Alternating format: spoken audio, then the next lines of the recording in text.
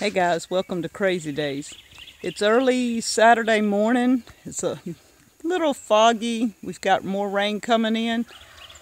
Danny and I this morning have been working on getting some of these raised beds, some of the back to Eden, and where he's working, our tame blackberries. I've been pulling weeds. You see the weeds behind it? That's what it looked like, and we're all around it.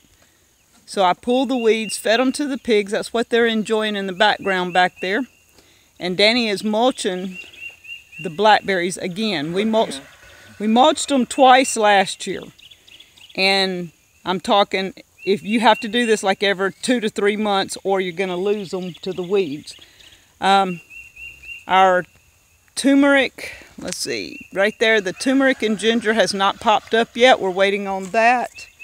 And let's see, further down the line, see where all this down at the end has to be cleaned. We have a whole lot, plus the sugar cane in the background has weeds in it. If you can see here, our back to Eden where we cleaned it the other day is looking pretty awesome.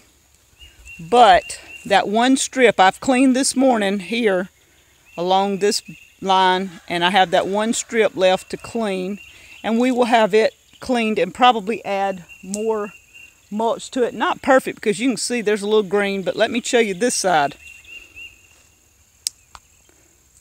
This side's got to be totally cleaned before we put tomatoes out next week, and we've got to add more mulch. So we're in crunch mode now with the weeds. Once it starts really warming up, the weeds are crazy. Look at this. The apple tree is blooming like crazy, you see? This is some pretty awesome blooms there. We hope to have some apples this year. All the garlic chives underneath is coming out really well. I try to come under and clean the weeds out of the garlic chives, so that was something I was doing down here with the fig tree that's at the base. So far, all the strawberries that we did are blooming, looking great here. So I'm going to get back to pulling weeds. Danny's going to be mulching. He's almost got most of our mulch done here. It's looking pretty awesome.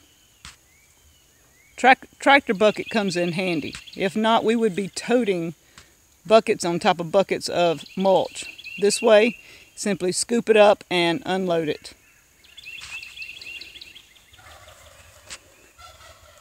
And it's all looking pretty awesome. A lot of work, but we're getting there. Thank you guys from Crazy Days.